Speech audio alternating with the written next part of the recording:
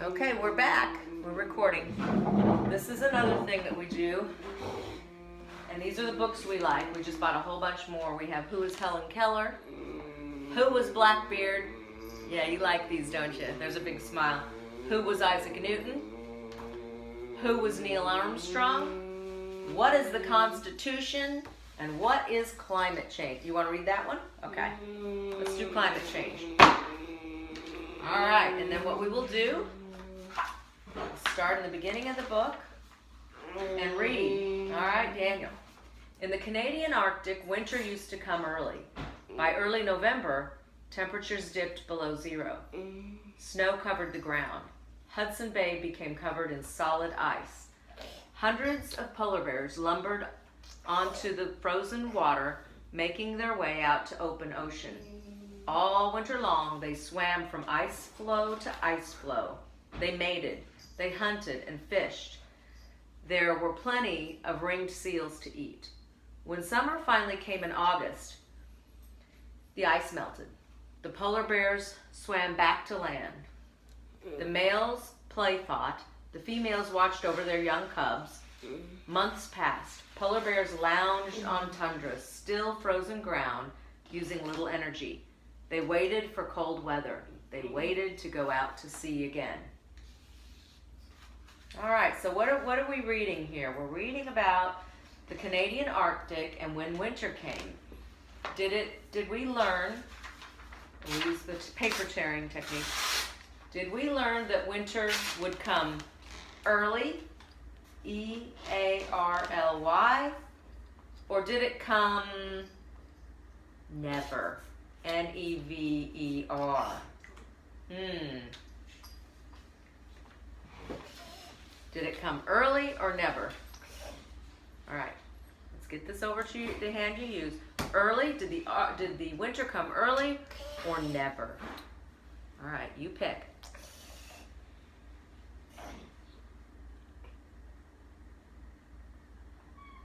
That may take a while. I give him time.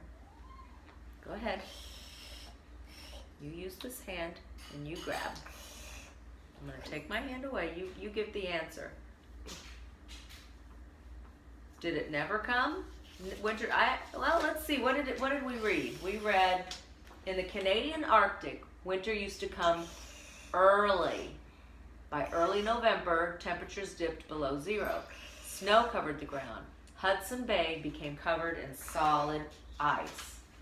So it came early, not never. It came early. Can you show me now? Which one? Did it come early or never? Go for it.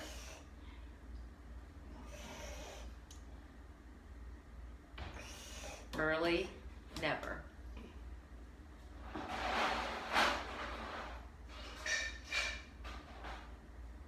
Sorry, we have people eating lunch in the other room. All right, did it come early or never? Which one?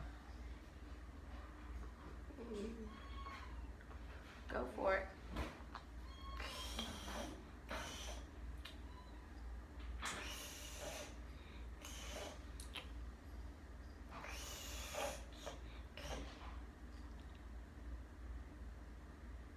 Go for it. Early or never? Sometimes you have to get his hand going. We'll take his hand and like tap. All right, let's tap, tap, tap. Let's get going. Tap, tap. Let's go. Tap, tap, tap. Okay, use your hand. Early or never? Which one? I kind of position them near his right hand because that's what he uses. All right, you're going to insist that it's never, or you just grabbing for the one furthest away? It's early. It comes early. All right, we'll go on. We don't have to keep doing that. All right, so let's go to the next page. In 2016, yeah, you wanted to move on? Was that not a good question? Was that too easy? In 2016, the water in Hudson Bay didn't freeze until December 12th. That was very late. Sea ice is finally forming, one scientist reported. The polar bears are moving quickly offshore. Even on ice, however, the polar bears had a tougher time. There was more water between flows. The polar bears were already weakened by long months on land, and yet they had to swim longer distances to get from place to hunt. Observers followed one female who had to swim 9 days straight to reach an ice floe. The Arctic, the polar bear's habitat, is changing. Temperatures have gone up about 3 degrees Celsius or 5 degrees Fahrenheit since 1900. The ice cover is shrinking too. In 2017, it was 30% smaller than it was 25 years earlier, and each year the remaining ice cover is melting faster and faster. The fact is that our entire planet is getting warmer, not just the Arctic.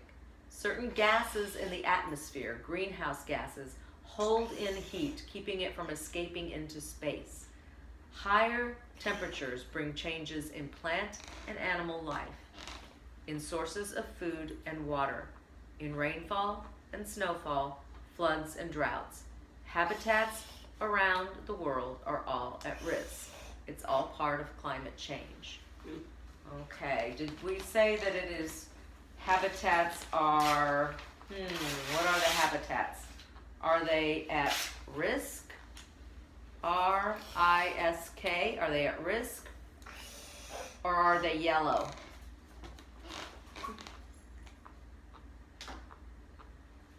Soma had suggested, who created this program, giving one answer that is correct, one that's sort of nonsensical. So it's really clear which one they should pick. It's not a test. All right, so are they at risk or are they yellow? We're talking about habitats. Are they at risk? That's right, they're at risk.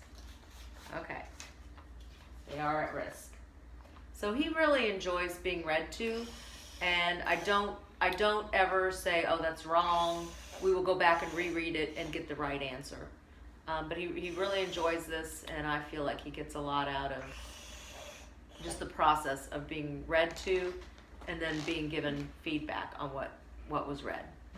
So, all right. Let's turn it off, Dan.